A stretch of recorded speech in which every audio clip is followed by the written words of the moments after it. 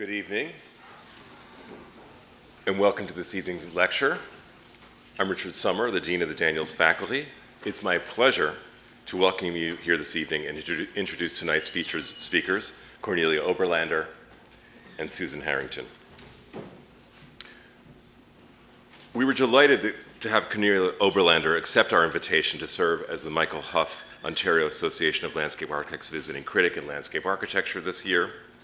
This appointment is made possible with the support of the Ontario Association of Landscape Architects. In 2003, the association established an endowment at the faculty to enrich the academic experience of students in our Master of Landscape Architecture program. The OALA's and continued support enables students of the Daniels faculty to benefit from the advice and creative input of outstanding professors, practitioners, and critics from the field of landscape architecture.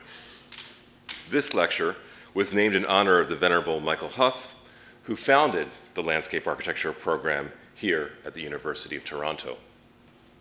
I had the privilege to meet the late Michael Hough soon after I arrived in Toronto, and through projects such as the Quarry Garden at the Brickworks, come to understand just a bit about how important and influential his work has been. Hough pioneered an approach to landscape design that incorporated urban ecology, urban planning, and long-term development strategies. We are very pleased to be able to pay continuing tribute to Hough through the OALA's generous support of our programs and our students. Attending this meeting tonight is Jane Welsh, Secretary of the OALA Council. I'd like to call on Jane to bring a few words of welcome from the OALA. Jane?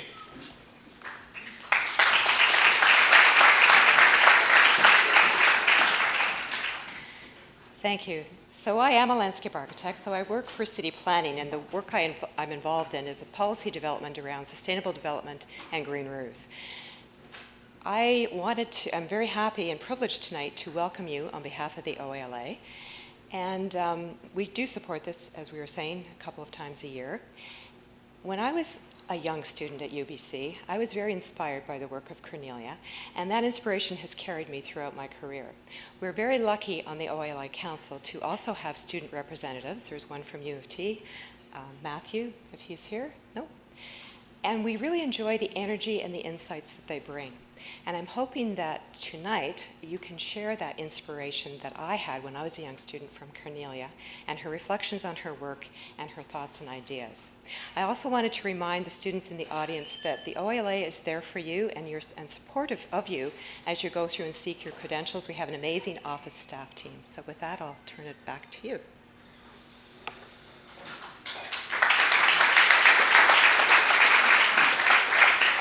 Thank you, Jane. It's now my pleasure to introduce our featured speakers. For many of you, Cornelia Hahn Oberlander needs very little introduction. A pioneer in the field of landscape architecture, Cornelia was among the first group of women to graduate from Harvard's Graduate School of Design with a degree in landscape architecture, where she received her degree in 1947. In the span of her professional practice, Oberlander has collaborated on a wide range of projects both in Canada and abroad.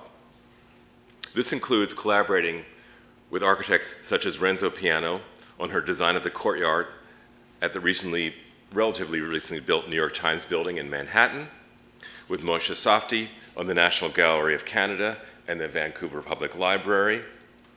And you might note that the library's landscape now includes an incredible roofscape, which I hope it's not too unkind to say, does a great service by helping overcome the heaviness of the building's architecture. Other iconic projects include those undertaken with the late Arthur Erickson on Robeson Square and at the Museum of Anthropology. A project I never got to see, but I've really admired by way of drawings and photographs, is Oberlander's Environment for Creative Play and Learning, mounted at the Expo 67 in Montreal.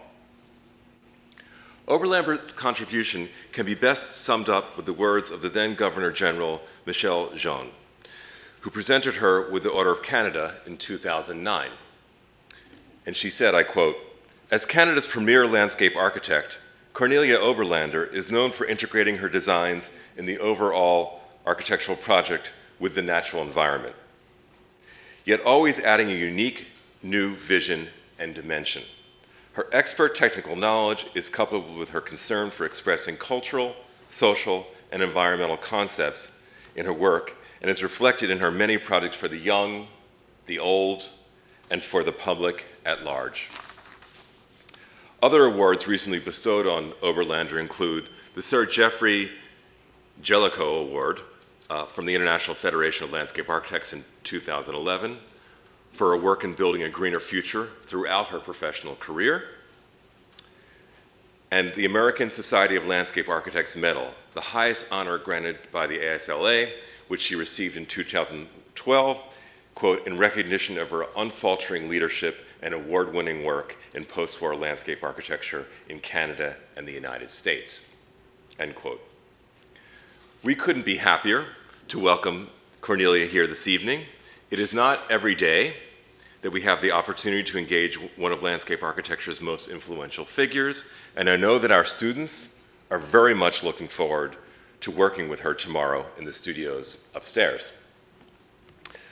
One thing I feel it's important to say is that while Cornelia Oberlander's accomplishments certainly make her an icon in landscape architecture, and one might therefore be tempted to put her up on a pedestal, we always have to remember that landscape architecture is a very field-based activity, and that her success over many years is built on a deep, direct, and visceral relationship with the material and processes that must be brought to play to design and construct a functioning and beautiful landscape over time.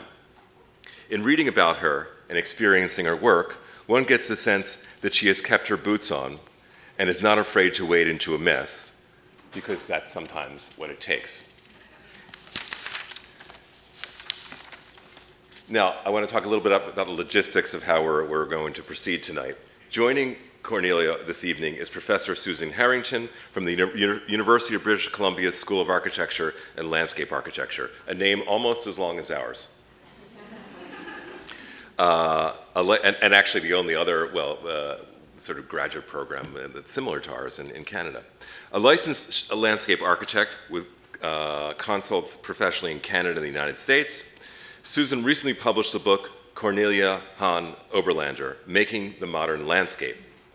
Drawing upon archival research, she analyzes through numerous interviews with Oberlander and her collaborators, her book is really important in being the first biography devoted to Oberlander's life and work. The publication chronicles Oberlander's personal and professional trajectory, shining a light on the incredible influence she has had in the field of landscape architecture. So Cornelia and Susan are going to start with a short presentation tonight, which will be followed by a discussion moderated by the director of our Master of Landscape Architecture, Professor Alissa North. We will then open up to questions from the audience, actually starting with some students who brought some questions with them. So please join me in welcoming Cornelia and Susan to the podium.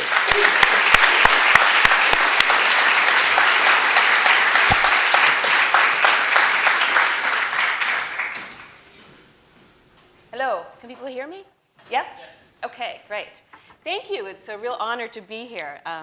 This is the cover of the book that was just mentioned on Cornelia Hahn Oberlander, and actually has kind of a Toronto story because the University of Virginia Press were the publishers, and I gave them 260 images to choose for the cover.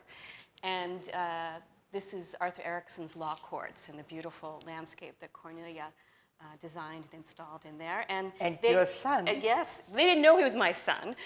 But Turner Wigington, who is a Toronto-based photographer's image was picked out of the 260, so it's, that was pretty impressive. But I'm not going to read from the book. I've got Cornelia here, who's my subject. What I'll do is I'm going to go through the chapters of the book, and we're just going to talk to slides and recall some of the major parts of the book and Cornelia's life. And the first section is called Identity, because Cornelia had some very major things happen in her life that shaped her work in the future. And I'm also going to show some images that didn't make it into the book. And this is one of Cornelia's that I just love, and she is in the ski outfit. And where are you, Cornelia? Well, I'm 4.5 years old, and I'm on skis, and that shows risk-taking, because at the end of this path there, it was a very steep slope, and nobody told me not to go there. And when I did, I had to climb up again. And so risk-taking was built into my bones very early on. And this is in Switzerland, where I learned to ski and skied lots, and now I ski at Whistler. Now, this image is what really brought us together. So I got a grant from the German Academic Exchange in the 1990s. What I was doing was I was studying the first kindergarten. How many people here went to kindergarten? You just raise your hand. I won't, yeah. Good. It's one of the most world-renowned educational programs all over the world. It was invented by Friedrich Fröbel in the kind of 1830s, 1840s. It spread all over Germany. It was banned in the late 1852. The goal of my research was to see if there was a garden in the original kindergartens, and there was. And so when I was doing my research in Germany, I came across this author named Beate Hahn, and she was a real forefront, person talking about gardening in the original kindergartens and how they were part of the curriculum. And she produced a number of really interesting books in the 1930s. And in 1936, they stopped. And so I was in the Petzolozzi Fröbel House archive, and I asked the archivist, I said, well, what happened to Beate Hahn? She didn't publish anything after 36. And the archivist said, well, she just disappeared. And I thought, well, people just don't disappear. And so I just kept that in the back of my mind for quite a long time. And so several years later, I was interviewing Cornelia Hahn Oberlander for her Expo 67 project. And I almost didn't ask her this, but I said at the end of the interview, I said, I saw the Hahn. I said, have you ever heard of a Beate Hahn? Well, of course I'd heard of Beate Hahn. She was my mother. Yes. And I lived on a farm in New Hampshire when we came to America, and of course knew all her books. And in fact, this was one of my first coloring jobs. 1935, I remember I had this green pot, and I was allowed to color for the book. So this came from the book that I was looking for in Germany.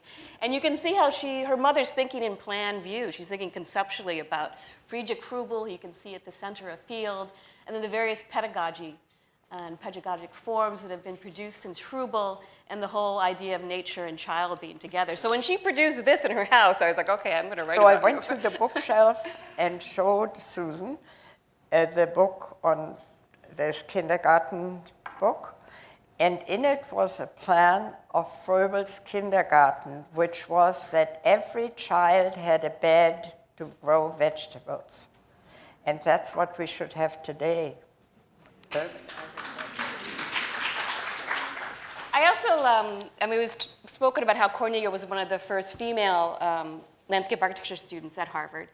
But I think she was also one of the few students in the 40s who had actually experienced modern architecture, because she grew up in Germany at a time when there was some of the first inroads into modernism. This is the house, the Bejac house, outside of Berlin, where Cornelia played as a child. Yes, opposite us was the Bejac house built by Eric Mendelsohn. And it was a fabulous house. And the children's room was just free of no furniture, but at night the beds came down and they could sleep in the room, but during the day we played in a free room and no furniture. And I kept this friendship because we all arrived finally in America. And I also think when you were probably looking at these lantern slides of works like this, you knew what it was like to be in a modern house. Yes, that was and it was Eric Mendelsohn. And of course I knew the Potsdam Tower of Mendelsohn.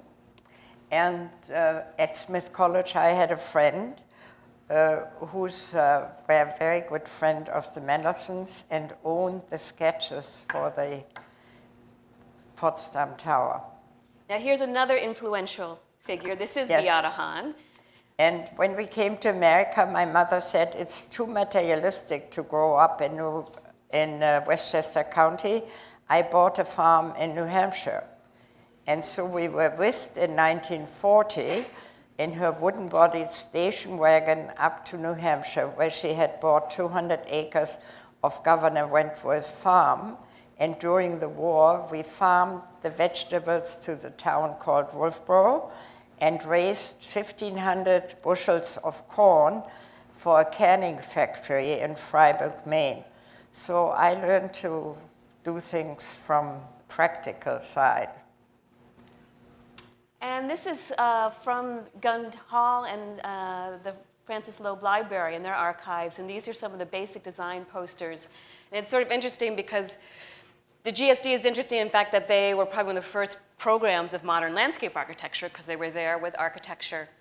And Cornelia got to take some of the earliest sort of inroads into a modern education, doing basic design instruction and Yes, loving two things about Harvard. Conceptual thinking, you couldn't just talk about something, you had to have a concept. And basic design, which in Gropius's world in the Bauhaus was called Werklehre. And that set me up how to design for the rest of my life. And this is, they also did lots of technical work, I discovered. If you were a landscape architecture student, you did cost estimates for all your projects. This is a grading exam that Cornelia took that we got a B+ on this. Yes, So but that not on retaining walls. Retaining walls I took 3 times. And when I came the 3rd time, the professor said, I've seen you before, Miss Hahn. But They need to know that was a very high grade back then. Yes, it was. yes, but can you imagine? I was the only woman in this thing, and I knew how to do a grading on a road and also cloverleaf, and I wanted the cloverleaf not to look just so ordinary, so I sculpted the earth, and the professor was Walter Chambers. He was very nice. He said, yes, keep sculpting the earth.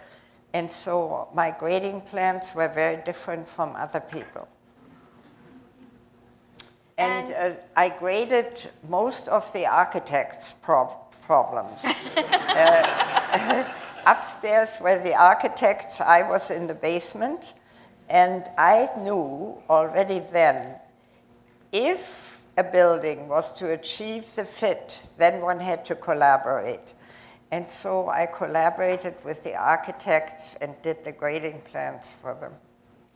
This is from a 1950 catalog from the landscape architecture program. And it was an exhibit in 1950. Cornelia was the only solo female to actually present in this. Yes. And so she's alongside Christopher Tunnard, Dan Kiley. Robert Zion. Yes, lots of luminaries in Yes, landscape names architecture. we shouldn't forget. And she's got the cost of her projects as well. Very impressive. Yeah, those are my minimalist gardens. Not many plants. So this is Cornelia in 1947 in Cambridge. She's just graduated. She's got her BLA. And I love this photo because you look like you're about to take on the world. Yes. It was a great day. It was the same day that the Marshall Plan was declared, June 6, 1947. And my late husband, Peter, and I graduated on the same day. He in city planning and I in landscape architecture. So the second chapter is housework, and so this is sort of a play on words, even though I think you did Not probably a lot of housework, but was using the vacuum cleaner for housework. but Cornelia, because after the war there were so many projects for housing, particularly apartment housing and high-density housing. low-caste housing. Yes. Housing project by the Public Housing Authority of America. But one of the things I discovered is that Cornelia did a lot of work with community in this housing work and also in community gardening. And I think when we think of the 60s, we think of people doing a lot of participatory design. But in the 1950s in Philadelphia, where she got one of her first jobs, she was working with community members. So here's Cornelia with the hat on, and she's instructing. It was called Operation Cleanup and Fix Up. And we went to the worst areas in Philadelphia and encouraged the people to keep the lanes clean. It was for the Citizens Council on City Planning. But before that, I had worked for James Rose in New York on gardens that were funded by the Ladies' Home Journal, and they were modular gardens. And I recommend strongly that all of you in school today learn about the manifesto of Garrett Egbo, James Rose, and Dan Kiley. It's published in Progressive Architecture 1938. And that set up the idea of having modern gardens, modern landscapes, and no more Beaux-Arts. But at Harvard, when I studied, it was still half Beaux-Arts, and that was annoying. Also at the CCP, she did a lot of design work for small parks and gardens.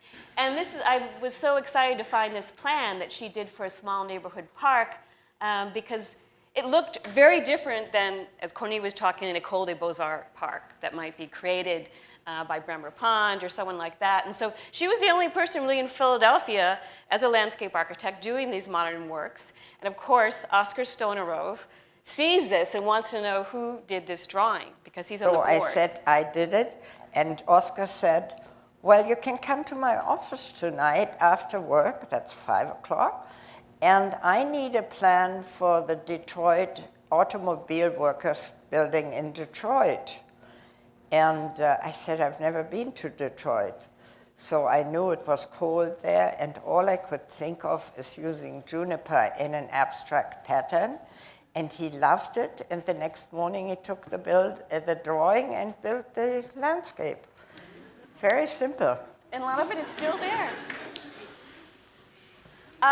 She would also work with Louis Kahn on Mill Creek housing, and so she started doing a lot of public housing projects with Oskar Stonerov and Louis Kahn, and you had kind of an interesting relationship with those two architects and, yes. and with Dan Kiley.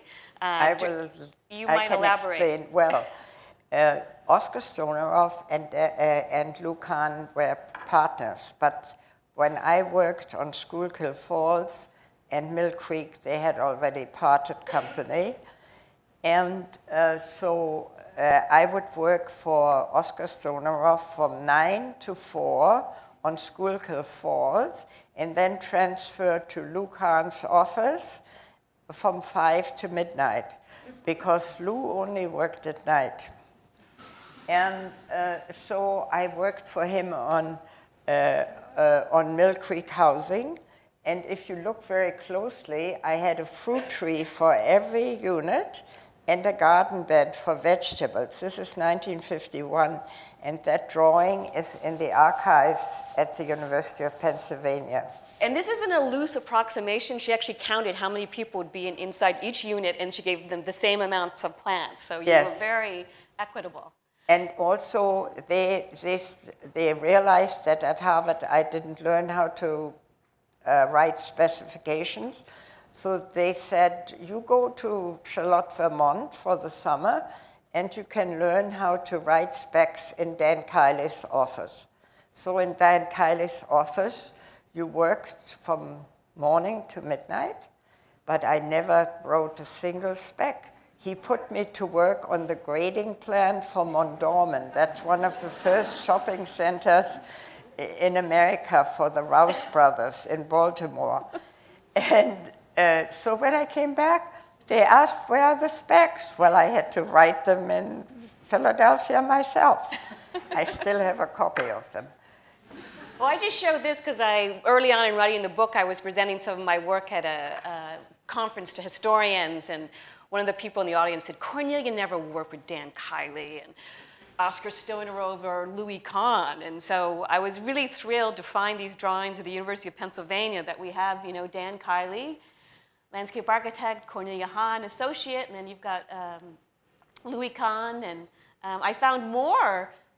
This was actually in progressive architecture, so we've got more publications in a major magazine with Cornelia Hahn. So I was able to prove and him the wrong. whole layout and everything, and the calculations we had to do.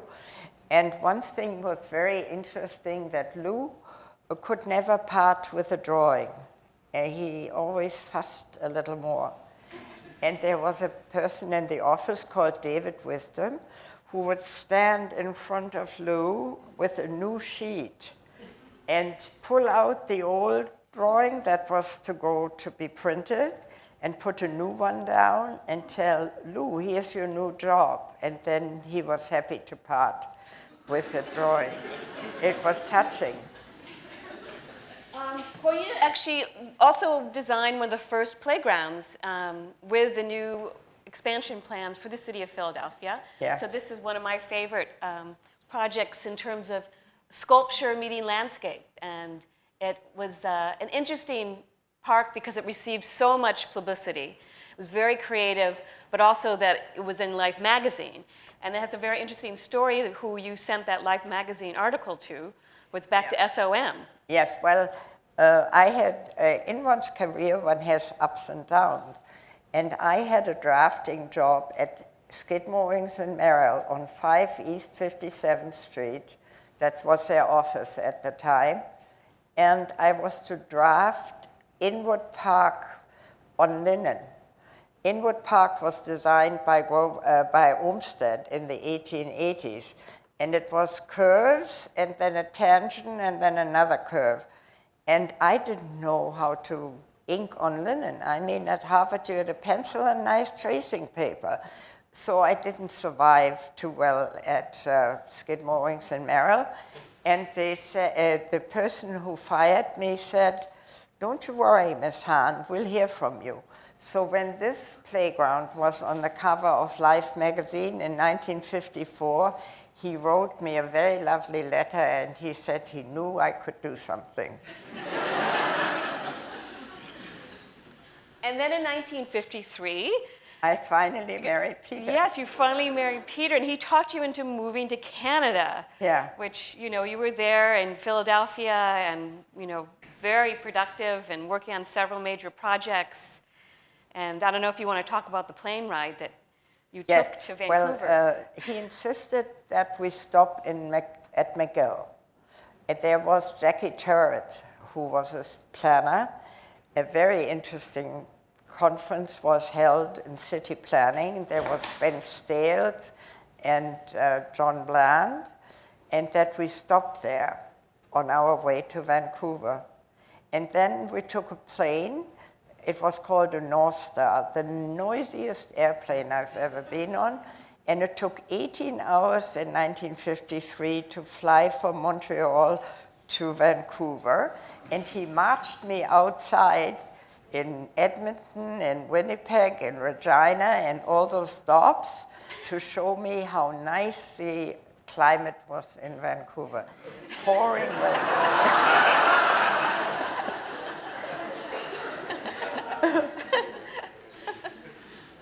And this is another great find because, of course, she was friends with Ian McHarg, who in this letter was always trying to get information from Cornelia. And he says, you know, that he calls your letter snippy, so I'm not sure what you wrote him. Well, because about research. He was doing research on something and wasn't so good. Yes. Well, you were going to straighten him out. But he doesn't think you're a fuddy-duddy. He thinks you're just a hair splitter. But he does say that you're sorely missed. So I thought that was a really nice find. Well, I did a subdivision for Oscar Stoneroff where I preserved every tree. Every tree was labeled. Every tree was taken care of by a very expert tree company. And the houses were wedged in between the existing trees, and Ian McHarg lived there. And it was a very wonderful subdivision. It's still Cherokee. standing. Yeah, Cherokee. And so when Cornelia arrives in Vancouver, she's very dedicated to this idea of a modern lifestyle and starts to meet young architects who are also mainly coming from Europe, but also McGill. And this is one of the first gardens, one of the first modern gardens in Vancouver, the Friedman Garden. And so here's the residence, and then here's the beautiful layout of the garden that Cornelia designed, which is now being restored. It has been restored completely. Fred Lasserre was the head of architecture at UBC. Formerly, he taught at McGill. He came from Geneva. He understood modern design. He understood basic design. And he asked me to collaborate with him on building a house for Dr. couple. And this is completely restored house now with geothermal heating for the pool as well as the house. And she also, because of her background in Philadelphia, was hired to work on some public housing projects in the city of Vancouver. So this is McLean Park Housing that she would also design a playground with. And this is still standing. So the Mill Creek and the other projects in Philadelphia were actually imploded, but this one is standing. It's still standing, is still quite popular. This is one of my favorite early projects of Cornelia in Vancouver. It's on Cambie Street. You might have seen it just because of this huge rock outcrop. Very busy street, but the whole street had been pretty much developed by the time, the late 50s. But this lot had not been developed because the city said that you had to implode the rock because it was encroaching on their right-of-way to build the house here. Now, the Wang family, who had come from China, they loved rocks. They thought this was a beautiful rock. They wanted to retain it as part of their home. And they knew the person to talk to was Cornelia. No, the architect was a very interesting architect who had studied with Professor Alissa at McGill. And this is a typical regional style of the early 50s, wooden houses in very good settings and very modern looking. So there was this rock. And I decided we have to keep the rock. And it took me 6 months with daily visits to the city engineer to tell him that we should keep this rock. And he finally acquiesced because he was tired of seeing me. The rock is still there. And the house is still there, and the garden is still there. It's very good. And this is a project with Arthur Erickson, Huang Garden, which is a beautiful project. It's on a typical sort of suburban lot in sort of the south area of Vancouver, but they pulled the garden to the house to one side, making a much larger garden, and beautiful plantings, and It was inhabited by the first doctor of acupuncture in Vancouver that was permitted to practice medicine at the hospital. And he was a lover of azaleas and rhododendrons. Beautiful project. And this is a probably more well-known project. This is also with Arthur Erickson, and it's the Bagley Wright residence, which is in an estate that was originally designed by Frederick Law Olmsted and the Olmsted brothers. The Highlands, it's called. It's a gated community outside of Seattle, and the family, the Bagley Wright, lived there, and the woodland was astoundingly beautiful, and I was able to create a difference of grade between the one side and the other side and make a bowl of daisies. And this is really where you start to see Cornelia's work embracing this idea of change in the landscape. And you could see that this is quite different when the daisies and are in bloom. they're still blooming every year, and this is 22 years old. So the next chapter is human environment, which he starts to sort of go beyond basic design of just using basic shapes and simple forms and a reduced palette, which he actually starts to look at how people move. And it's also the time that Cornelia becomes a mother. And here's they are all the children, and we live in a house which we built in 1970. And there's Cornelia, and there's Wendy, Tim, and Judy, and they're all contributing to the world in fantastic ways today. And so this is one of the early play spaces that she does at the UBC housing. And what's interesting is, she wasn't just dragging, play equipment into the lot. She was going out and dragging driftwood. And I love this example of this boy balancing, because he's quite high up for his size, and he's challenged them. And if you think of that picture of her on the ski slope. I dragged up the stuff for this job from the beach, and this child had to figure out how he's going to jump into the sand pit. And that is what we are lacking today. We are not allowing the children to take risks, nor to think how they're getting into a place. So when you've designed a piece of equipment, it's static, and the kid knows that an engineer or someone, an adult, has predicted everything for them, and it's going to hold their weight, and everything's at a certain repetitive height. But this is a completely different experience. This is another Climbing. Extreme. I have these tree trunks at Inuvik, and last summer, that's in the Arctic, and last summer I was there, and the teacher would not allow the children to step up because they said this was not CSA approved. But meanwhile, we got CSA approval. And so this is the project that Dean Summers mentioned. It's Expo 67, where Cornelia got to display, really, her insights into child's development and children's movement and creativity at an international level. So this is a postcard, and this is the Canadian section. And as you can see, this was really a huge display of Canadian talent and creativity for the architects. But as you can see, this little sunken play space that Cornelia creates, she really wanted to have kids be creative and for them to show off their own ideas. And so this was part of the Children's Creative Center. It was interesting going through the notes at the Canadian Center for Architecture because they first approached Cornelia for creating a holding center, because underneath, sort of subterranean, are these classroom spaces for the children. And so they thought they would have an outdoor area to hold the kids before they came in. And Cornelia convinced them that to they could make do a more.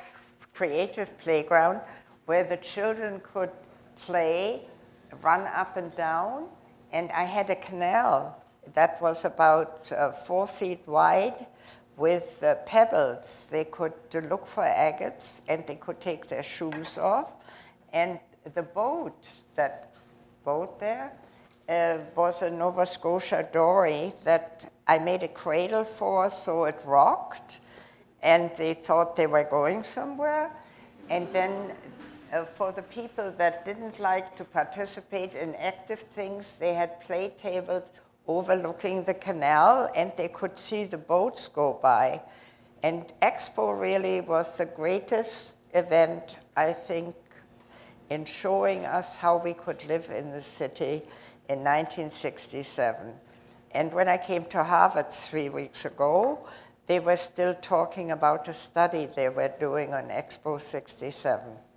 And it was interesting because I read a post sort of Expo 67 analysis that was done in, I think, 1968. And what they discovered was that the outdoor play space was more popular than what they were doing inside the classrooms for this project. Oh, they had to coax the children. They were allowed 1 hour in the outside, and then they had to go to the classroom. And they had to coax the children to go to the classes. And the classes were art, music, and drama in the best sense of the word. Yes. And Cornelia continues to work on really innovative outdoor play spaces for children. This is just as you enter the UBC campus. It was a very poorly drained traffic island that was being used as a soccer field, and they hired Cornelia to create Yes, and I drained here. it and put a seat wall around it. And this park does not connect to the storm sewer. The storm sewers in all our cities are overloaded, and we have to think of ways and means to alleviate that problem. And so does not connect to the storm sewer, and then it has a mound. Where's the mound? The mound is over here. No, other No, side. oh, so actually, no, it's here. We have a big mountain to climb, 10-foot mountain. But the interesting thing is you're looking at a soccer field. But, you know, because Cornelia is designing this, you don't like, because when you have a soccer field, people think, oh, I can only play soccer on that, right? You might get in trouble. But they put the soccer stripes on there when they're playing soccer, and actually your oval keeps the soccer ball from going to the street, and then when it's not there, it gets used by children. I mean, it's a very popular site. This is the Canadian Chancery, another project with Arthur Erickson. A very well thought out project. We have hanging flying planters with hawthorn trees at every mullion of the building, there would be a stem of a hawthorn tree. And the hawthorn tree was clipped into a hedge, and then the ground cover were large flowering white azaleas. So 2 years ago, I get a telephone call from the Chancery to tell me that somebody was appointed an interior designer to take out all my stuff because there was a leak in the membrane. Of course, there is a leak in the membrane after 30 years sometimes. So they threw out my landscape and they hired an interior decorator from Georgetown. That's a fancy place near Washington. And he, and the hawthorn trees they could get still at a nursery in Princeton. I got the Princeton nursery to And do this is this. more recent And project. so they replaced these trees with Lagerstromia. That's a tree from Southern California. I have them on the California Plaza for Arthur, but not in Washington. So I come there this last year, and I see this. It's pathetic. So that's how people change landscapes, to save money. And this one is still doing probably better. This is New York Times courtyard that you worked on with H.M. White, which is still existing, still in its Yes, state. And it's Renzo Piano's New York Times building. And Renzo Piano says to me, Cornelia, I would like 9 foot on center birch trees throughout the 70-foot square courtyard. And when a prima donna says that to you, you say, I have to think about it, knowing fully well that here is a 54-story high-rise. On the other side of the street is another high-rise. Then there is a newsroom, and there's possibly no sun coming into the courtyard except one corner. So I engaged Robert Brown from Guelph and Robert Leblanc from Dalhousie to do a microclimatic study for this courtyard. And it turned out that the only corner where there would be possible for trees to grow was the corner I knew, but I could prove it scientifically and didn't have to argue. Here's the courtyard. yes, very nice project. So another part of the human project, I think, that is in this chapter is when you start switching over to spaces for adults. Yeah. And that happens with Robson Square. And I was so excited to find this, because this is actually this is Cornelia's original diagram for Robson Square, which if you've been to Vancouver, it's a 3-block long project. And numerous architects working on it. They've got 3 different types of architecture on each block, and Cornelia creates these diagrams that approach the entire project. A matrix that's these layers. And so each elevation they decide, is it going to be water, is it going to be indoors, is it going to be outdoors? You can see that integration happening in this early matrix that Cornelia, and it really helped in the decision-making process as well, because it was both Cornelia and the architects and the engineers. Well, you sat down every Monday and you were able to show what you thought about. And this matrix became very important because it became a talking point, what we wanted to achieve on each one of the levels. And then this is Robson Square with its new planting in 2010, which, how many times have you been back to Robson Square since 1974? Hundreds of times, because I supervised the taking out of all the trees when we had to renew the waterproofing membrane. Then we brought the trees back, and I still go and shudder how lousy the landscape is being maintained. And here's a great example. So this is Arthur Erickson, of course, his Robson Square and Law Courts, the 2 projects that he did the architecture on. Yeah, but I love this sort of, it's this is mass very planting. classic. Yeah, so you have this alternating laurel with the cascading rose, the memorial rose, and that breaks up the whole line, which I think you and Arthur were after. I had stuffed all those planters at one point with taxes, that's you. And I said, Arthur, I found the architectural plan for your building. And he took one look at my drawing, and he said, Cornelia, don't forget there are many greens. And that's how I learned the plant material for this job. And the next chapter of the book is the ecological environment. Well, Cornelia's interest in the environment, which starts as a young child, starts to really become integrated with her ideas of movement, her ideas of form, and she starts to be a pioneer, really, on the ecological movement. And around the same time that Cornelia's working on Robson Square, Arthur Erickson asked her to work on the Museum of Anthropology. And of course, this is a project that's been in the making for quite a long time. 35 years. 35 years, but back in 1974, you came up with the first ethnobiological... ethnobotanical garden. Yeah, which is, I think, the first.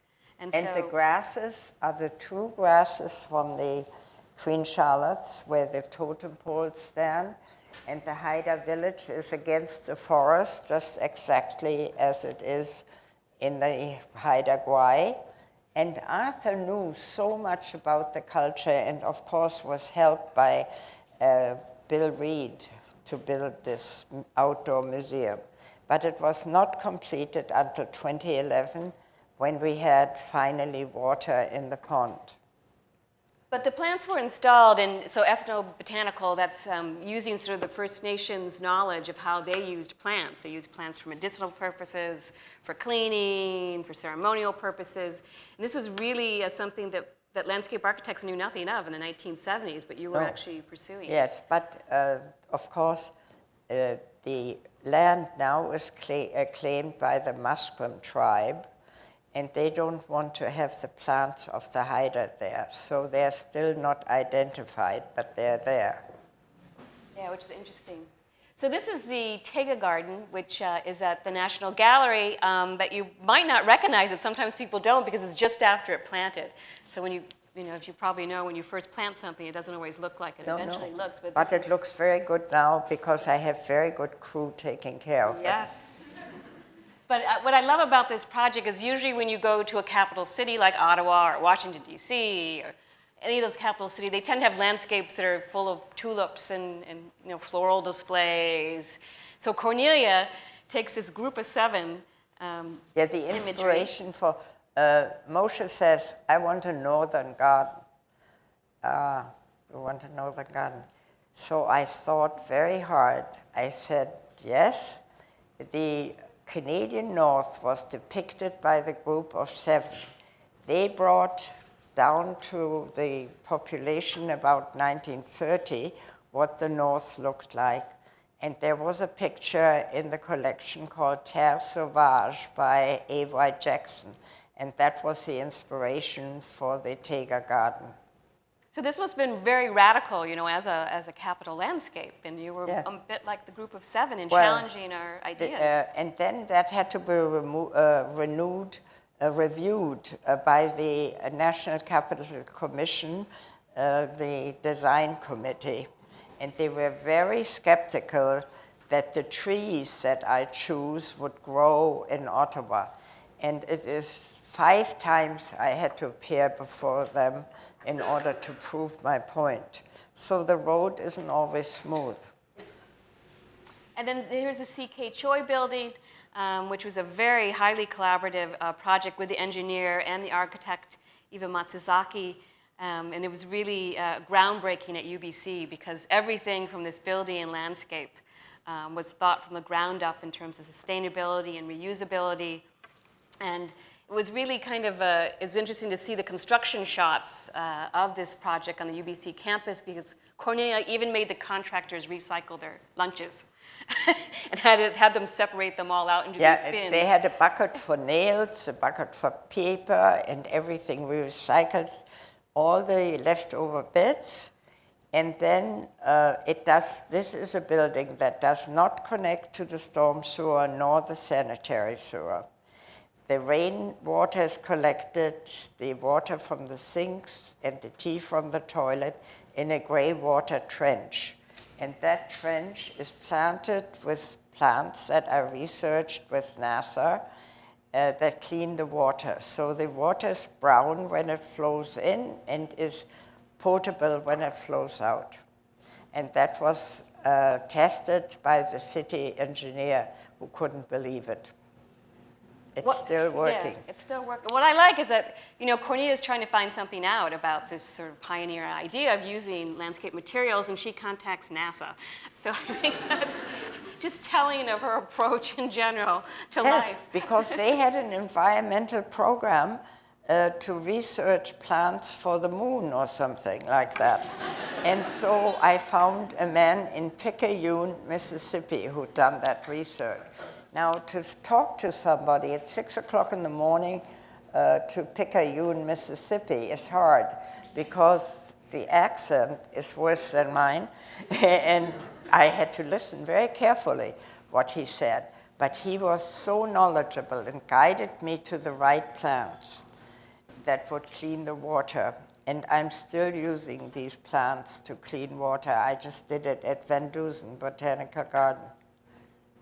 And this is another instance where you used plants to absorb and cleanse the water. This is the rooftop of the library square, a beautiful secret garden that retains quite a bit of the stormwater. So it was studied before and after how much the building was retained. Yes, the construction of the roof of Moshe's library is waterproofing by American Hydrotech.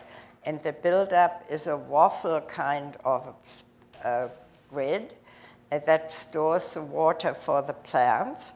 And also after rainfall, it slows down the intake to the sewer.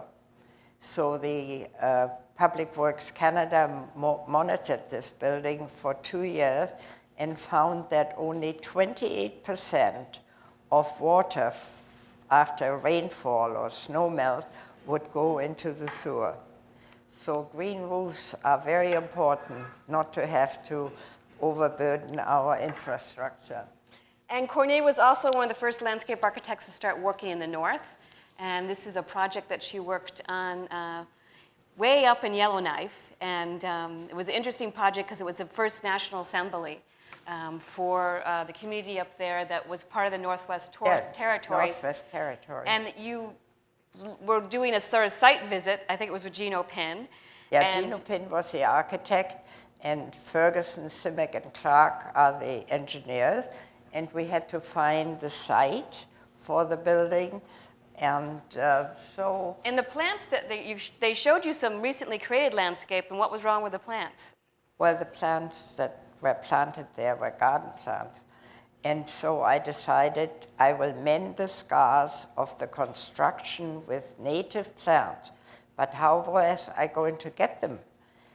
The only way was to go up there with a seed collector and collect the seeds of the roses and the nickinick and whatever I thought was good, and then fly back with those seeds and raise the plants in a propagation facility, and 2 years later bring them back to the site and nestle them amongst the rocks and in the area where I needed to mend the scars of the construction. Invisible so this mending. is one of those mended areas, and the whole article that I wrote on it is called Invisible Mending for the Landscape Architectural magazine in the States. This is another very interesting project that you've worked on recently, the Van Dusen Botanical Visitor Center. Yeah, just finished. Yeah, just finished. And this is interesting because it was a planted roof. And whereas Robson Square, very much the landscape was dictated by the rectilinear form of the building, Arthur Erickson's building. Whereas in this project, Cornelia actually invented the roof. No, I didn't or was part of the team to invent the roof. It was like that. We were told that the analysis of the existing buildings was such that we couldn't renovate them. And they are buildings from the 1970s and timber, quite nice, but awful for today. So I rummaged around and I said to myself, I can't stand a flat roof on that new building. We have to do an organic one. And it's for Busby, Perkins, and Will, which is a huge office. And I rummaged around in my library and found an orchid leaf by Bloesfeld, taken in 1928. And I forwarded that leaf to Perkins and Will. And the same night, my little helper there at Perkins and Will found the same leaf. And then everybody in the office looked up and said, we will do something. And in the end, I found the leaf of an orchid that was native, discovered by Archibald Menzies, who came up the coast in 1792 with Captain George Vancouver. So the leaf that we finally wound up with is a wonderful organic shape. And the grass on here doesn't need mowing but once a year. It's a combination of fescues, and it's interplanted not with flowers, but with bulbs that come every year. So you have very little maintenance. Beautiful project. So even more recently, you headed back up north, this time above the Arctic Circle. Yes, to Inuvik. To Inuvik. And this is a diagram by Erin Ramsey, who was a former student of mine, because Cornelia kept talking about the drunken trees she witnessed Yes. up there, and I was trying to figure out what the drunken trees were, but it's actually because of the melting permafrost Yes. that not only are buildings losing their ability to stand up or Yeah. even Well, we level, used to, the trees Gino are. Pin used to use 10-meter pilings, and now it's 30-meter pilings for the school, because the permafrost is melting at such a rate that you have to secure a building. So these are the drunken trees that I saw. And you also witnessed firsthand the shrinking. Yeah, I sank into the melting permafrost on my first trip to Inuvik up to my knees. I had to be pulled out. It's just a swamp. And now I saw it last year. It's like a pond. It's awful. But the school was built, so this is the East 3 school. It was a combined elementary and secondary school. Yes, and the middle of the building is for the community, so they can have dances at community meetings, drama, performances, and everything. The school is busy day and night. It's a wonderful place. And the playground equipment did not conform to the CSA, but this year it does. That was last year. And here's my best friend. She doesn't need to play with anything. She just walked around for hours on the circle. And the circle is for games that the Inviolate play in the winter. Beautiful. And the last section of the book is invention. And one of the reasons I wanted to create a chapter on invention was I realized, you know, when Cornelia started practicing, they didn't have, none of the designers, architects or landscape architects, had the thick sort of catalog of things to pick out. They had to design light standards and benches. Everything had to be designed, and that was expected as part of being a professional at that time period. And I'm just going to pick out one of those inventions, because this is an invention I think comes from your basic design of a tree planting layout that's based on this Gestalt method. Yes. In Inuvik, it turned out that the winds were not going over the town anymore, but at a 3-foot level. And so a child that is small could not open a door, and the winds were fierce due to climate change, and snow drifting was fierce due to climate change. And so I was asked to create a shelter belt around the school. And I wasn't going to put the trees in rows. I was going to put them into a grid a la Buckminster Fuller. And so I invented how to do this, and it works. And the trees we planted came from the forest. We had to have permission to take them. And we root pruned them one year and lifted them out the next year. And they are all perfect. Here is the grid. Okay, well, thank you very much.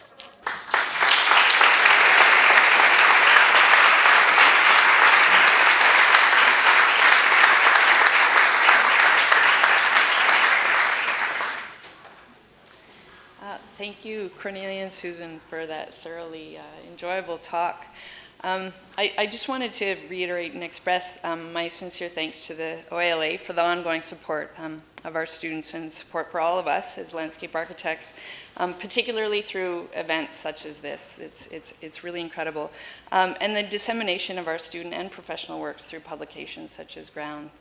So that's very much appreciated. To initiate this conversation, I wanted to draw some parallels between our visiting critic namesake, Michael Hough, and Cornelia, your trajectory as well. You were both born in Europe. Both you and Michael studied design at America's Ivy League institutions, where you both were taught by famous characters in the discipline, and both eventually ended up with incredibly successful practices in Canada, which have not only been highly influential to the practice of landscape architecture in this country, but also internationally, as you are both our rare Canadian landscape architect exports. And you were also both seminal in initiating programs of landscape architecture in Canada, Michael here at U of T and you, Cornelia, at UBC. So the question is in regards to how aware you were of one another's practice and to what extent your own work may have been influenced by Michael Hough's and vice versa, if you're able to answer that. Well, Michael Hough served with me on the NCC, and I got to know his thinking, but I found in my archives a most interesting article published in Landscape, 1961, when he challenged the students to look at trees and look at landscapes. And he said already then, which I say very often today, people don't look, they don't see. They are so into iPods and computers that they don't see the nature. And he always, on all the meetings that I remember at the NCC, stressed that people would go through a corridor of nature. And we were working on the urban transit system, and we urged the NCC to reforest all the slopes. That was Michael Hough. And lately I saw something of his work at the Brickworks, where he designed this wonderful lake and the mountain. It's superb, and it's a landscape forever. So I think that Michael has contributed a tremendous amount to this country, and also the students, and his writing of his book, which is not always so easy to understand, but it's a document of eternity, really, for us to remember. Tomorrow I'll bring you the magazine. That would be great. In the book, Making the Modern Landscape, which now you recognize as a biography of Cornelia, Susan has interwoven the seminal relationships regarding the development and practice of modern landscape architecture in North America, which additionally makes the book a wonderful read regarding this period in history. And through the unfolding of the discipline-specific history, we are guided to see in your work modern form as elemental shapes, which are striving for a feeling of movement through asymmetry, and that this is what distinguishes your designs as modern.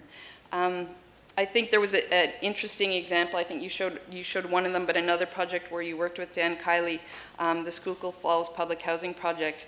And despite the very odd sort of block pattern, the geometry was just worked out perfectly. So that there's this design clarity, the geometric design clarity, the clear authorship of the design, while not necessarily given in all of your projects, definitely remains a hallmark of your work. And so I was wondering if you could elaborate a little bit on the design process specifically in relation to form, and that sort of drive to relay design intent in your work. Well, it is most important that as a landscape architect, you are called upon before an architect has finalized his ideas. and thus the collaboration should start very early. And I was so fortunate to arrive at Oscar Stonehoff's office, Luke Hahn's office, and Arthur's office before the form was set. And especially with Arthur, he understood the site the very best. And he was able to analyze the light, the fall, and the rise of the land. He could have been a landscape architect, so that was easy. But with people like Oscar Stonehoff, who had this idea of a mega block, and Luke Hahn of the smaller houses, it was harder to do.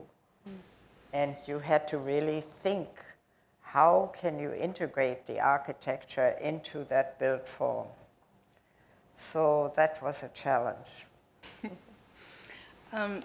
Susan, this question is on the format of the book itself and how you made the decision to formulate the book as a biography, which is shaped by the related chronological theories of modern landscape architecture. So based on your immense research behind it, the book could have taken any form. It could have manifested as a sort of a richly illustrated account of Cornelia's projects. Although this would have missed all the wonderful details and encounters, really, with other renowned designers and figures that form in Cornelia's life. But I was wondering how you arrived at the biography, or perhaps both of you arrived at that decision together. No, I think it was my decision. I think Cornelia would have liked it if she just told me what to write. but we had a conversation, and I said, you know, because whenever I thought of the history of landscape architecture, because I teach landscape architecture and its history, Cornelia was always there. Cornelia was there, you know, Gropius comes and is teaching at the GSD. Cornelia's there with people starting to look at the sort of social dimensions of the city. Cornelia's there doing the environmental front. So I thought, you know, I could tell the history of landscape architecture through Cornelia's biography. And so that's where it really started. And so it was kind of interesting. So when we first started working, I was a bit nervous because I knew that, you know, Cornelia is a forceful personality. And I said, when I showed her the first bit, we were actually giving a presentation at the GSD, and I showed her and I sent it to her in the email, and I said, Cornelia, I've interpreted you. I haven't just listened to what you said, I've actually interpreted your work, and I hope you find it interesting. Yes, and I never got annoyed because Susan did it so well to worm things out of me, but then she did excellent research on my archives at the CCA, and she found the right things. And that impressed me no end. And then we proofread the book on Saturna, and it was good. I read it out loud. I read it out loud to Cornelia over a course of 2.5 days, which I was very hoarse afterwards. Yeah.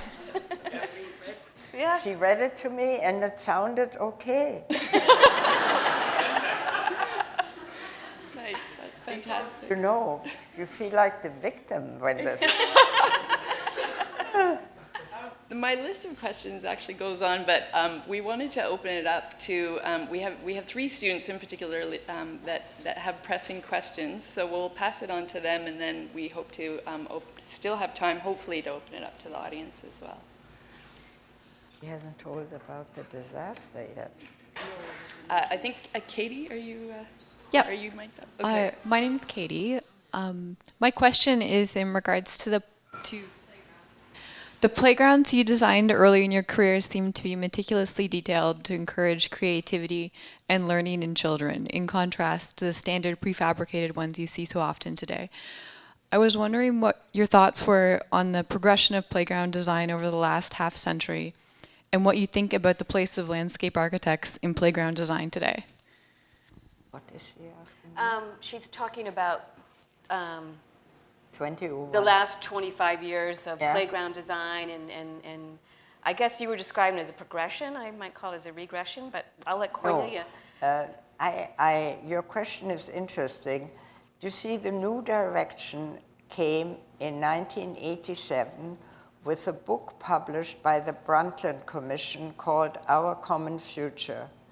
which made it very clear that we must work along the lines of sustainability and environmental responsibility. And that changed my direction for all my work. That's why the C.K. Choi building, which was completed in 1995, is an outstanding example of how we should build today. And I only take work now that are deep into environmental responsibility. And I don't work with LEED, which is L-E-E-D, nor CITES ratings, because that doesn't do any good. And all the work on the Van Dusen Botanical Garden is answering Cascadia Green Building Council, which means that every step of the way is monitored for 1 year and certified. And that is how we should build. That was a great response. I think she was asking about the playgrounds, but that was really interesting what you were and saying. Playgrounds, the playground, I think, because it's sort of woven into our presentation, yes. And the lack of risk that's in. Yeah. But playgrounds are very difficult and time-consuming, and people don't want to abandon the things from a catalog. And so I have not been successful to build the type of playground I would like to see, like Expo 67. Hi, my name is James. My question is, having practiced for 65 years, approximately 65 years, what are some of the major changes you've witnessed in our discipline? And what are you most excited about at the present moment in terms of the way landscape architecture is currently being practiced? Okay, so major changes, the third person to ask the question has to stand up and talk really loudly. Okay, so major changes over the last 65 years in landscape architecture. Well, yes, tremendous changes. Do you know that this book that you might get, Making the Modern Landscape, tells you how somebody from garden making was able to elevate this profession to a globally respected profession and addressing the needs of climate change, of water level rising, of food security, etc. And those are the big changes that we have to address in the next year. Food security is one of the most important things, and climate change with it. And that's how we have to work differently. Mm-hmm. I'll stand. Hello. I'm Grace. My question is, in the book, you promote understanding the psychological impact that a design landscape can exert on the everyday life of its users. But in a public realm where there is a wide range of visitors, what is your approach in designing spaces that is empathetic and meaningful to everyone? Yeah. Yeah. What does she want? Yeah, so we're talking about empathy, and yes. That's again sort of your modernist roots, that your landscapes psychologically affect people using them, but people are different, and so they're going to have different reactions psychologically, and how do you handle that, I think, is the question. Well, in order to understand the psychological impact on a site, you all should read Yi Tu Fuan, Topophilia, or placemaking, because there is he points out how important that is on the soul, placemaking. And Robson Square is certainly placemaking, where people have different reactions towards the walking through the site. They can traverse the site diagonally or up and down. And the greenery that surrounds you is not noticed by everybody, but somehow rather the atmosphere of a place touches a person. And that is very important to realize. Do we have other questions from the audience? Yeah. Oh,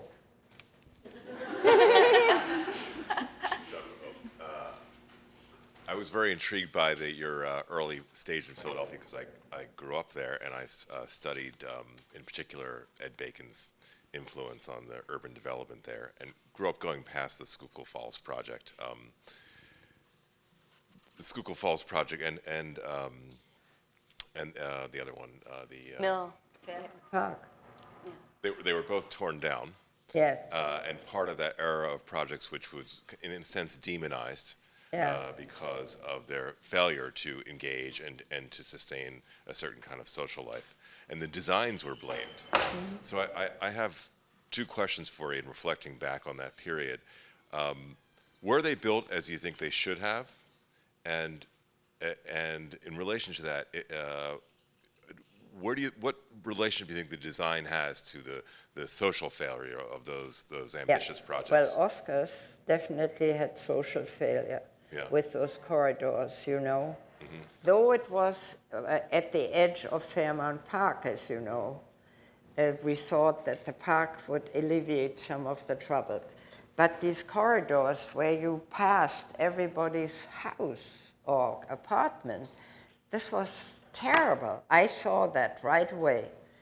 But then Oscar was so carried away by it. And I went, of course, I supervised the construction of this thing with Oscar. And I saw the difficulty when the people moved in. Saw it right away. So when I learned that it was being torn down, I wasn't sad. Tasha Stoneroff was very sad, and the daughter. And I consoled her by saying that was an experiment and it didn't work. But Mill Creek, I was sad that that didn't work. And that had to do that the University of Pennsylvania wanted the land. Yeah, I can speak to the planting because it was interesting because Cornelia moves to Vancouver actually just when those are being constructed. And if you look at the photographs, almost none of the plant materials, like so all those plants that she counted to give for each person that doesn't get installed, neither does a lot of the Schuylkill. And I don't say that's the reason why they failed and the ones in Vancouver were successful, but they planted all of Cornelia's plants in those Vancouver examples of McLean and Skeena Terrace. And so there's these big, stately, beautiful beech trees, things you'd never see in a public housing project that were actually put in the 60s that really transform, it definitely transforms the landscape, but also the architecture, and contributes to the way you experience it today, where it wasn't, because if you look at those photographs, I think the landscape budgets were completely taken out. And Mill Creek was actually built on this, sewer line, really. And so it actually was sinking. It had it had water problems. Yeah, it had serious. And one other thing about Mill Creek, there was a paulownia tree on the site, and Lou wanted to preserve it with some old house doors and entrances. We did, but it's on the drawing. And the first thing the contractor did is mow down my paulownia tree. So that was already a shock. But then it didn't work out with the University of Pennsylvania, and I'm afraid there were racial incidences that were very sad. I talked to Lou about that quite a bit. Lou came quite often to Vancouver because Peter thought he was very important to talk to the students. And one day I asked Lou, you thought up the Broad Street garages, those towers at Broad Street. When did you do all this? And he said, whatever I do today, I thought up in the Depression because nobody wanted anything, and I had plenty of time to think things up. That made sense,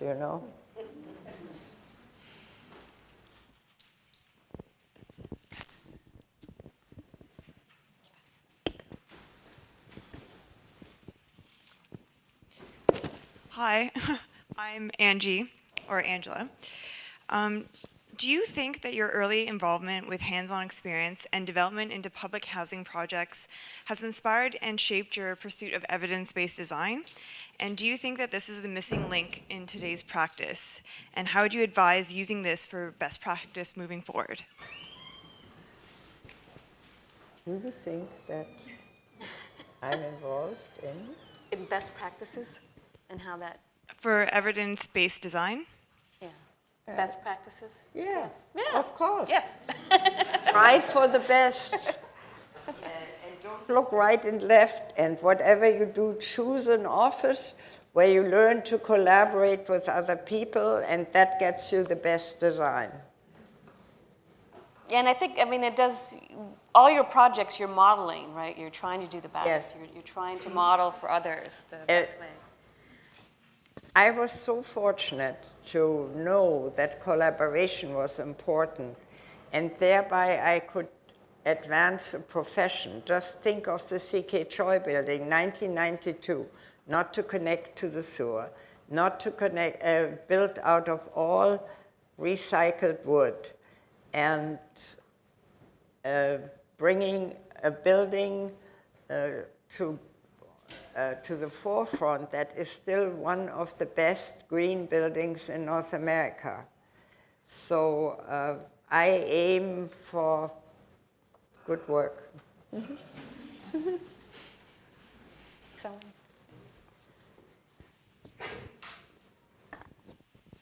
If I'm not mistaken, Kurt Hahn is your uncle. How did you know? I read a little bit about your work at Pearson College yesterday, and discovered that connection. And I'm just interested, because we've talked about playgrounds, whether you would comment on his influence on your work. You talked about risk-taking in children earlier. And also, maybe if you would comment on what Kurt Hahn might have to say about the teaching of architecture. Yeah. Well, Kurt Hahn was my father's oldest brother. He founded the Outward Bound schools, where people learn responsibility and risk-taking. And I certainly learned that early in my life. You saw me on the skis. And I'll tell you a story about Kurt Hahn, who came to visit us in our place in Switzerland. And I was 11 years old, and he demanded that I bring a letter to a very famous doctor. And I said, I can't do that. I would sink into the floor, and I can't do that. And he wouldn't let go. He said, you have to do that. And if you sink into the floor, then I dig you out, he said. So he had a tremendous influence on my life. And I wrote about how he rescued my family by getting us out of Germany when the Nazis were very bad. And he always had the idea of Good Samaritan, and that you must help others. And so I learned that. And of course, I've been working at Pearson College since 1974, trying to cure drainage problems that were left by my friend Ron Tom, and grading problems. And Barry Downs and I just a master plan for Pearson College 2 years ago. And we are hoping that there will be enough money to upgrade the buildings that need it desperately. And the whole new plan is in the spirit of Kurt Hahn, with fun places for people, viewing places. And instead of building a hotel, we have treehouse hotels, outward bound treehouse hotels for the guests. So the spirit of Kurt Hahn is in the new landscape plan for Pearson College. How did he find that out? How did he find that out? Because, you know, we haven't publicized it too much. It's in the notes, but not very many people read notes. It's in a college publication about your recent visit. Did you go? Yes, Did you go to one of the outward bound schools? No, I went to Pearson. To Pearson? Yeah. Oh, I see. Well, then you know the dilemma today. Oh, it's terrible. But we got money for one more house. Yeah, but I talked to you afterwards. If I may.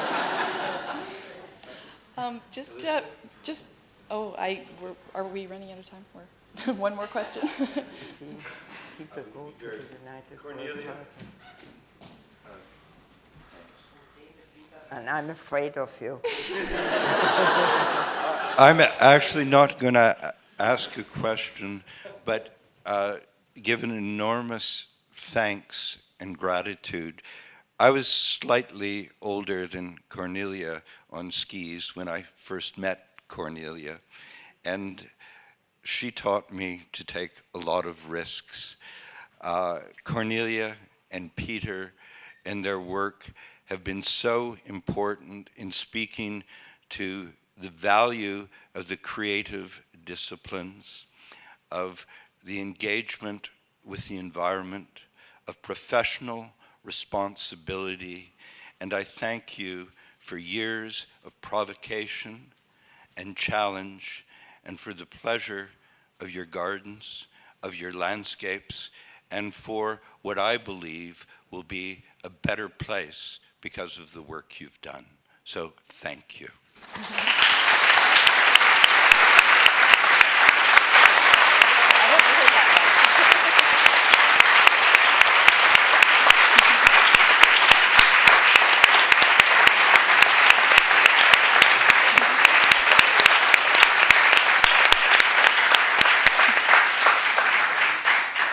I don't think I can provide a much better conclusion than that, but I do want to apologize to everyone regarding the delay in the arrival of the book, and we're working on having this issue resolved. But Cornelia and Susan will be happy to take informal questions after the lecture. I think you're first in queue. So I do want to conclude in way of a personal thank you to you, Cornelia. Like everyone else in this room, I'm sure you've been highly influential to my career as a landscape architect, and so I have a longer story here, but I'll keep it a little bit more brief because you are also influential on my childhood, because the park I played within every day had a wobble walk. So thank you very much, and sincere thanks to you for capturing the biography in such a compelling way. So thank you both.